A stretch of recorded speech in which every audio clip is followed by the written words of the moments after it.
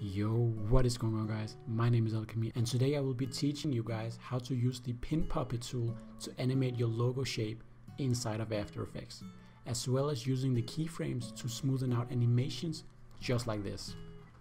And if you haven't already, then go watch part 1. First, you're going into After Effects and creating a new composition. Now drop your vectorized logo into After Effects and drag the different layers into your timeline. Click the layer you want to animate and then highlight your keyframes from part 1. Right click and select Easy Ease, or you can also click F9. This automatically makes the animation you made more realistic and smoother. If you want to customize them even more, highlight them and open the graph editor and create unique curves. To animate with the pin puppet tool, select the layer you want to animate, click the pin puppet tool and click on your layer to create I would call it a joint, because they connect together.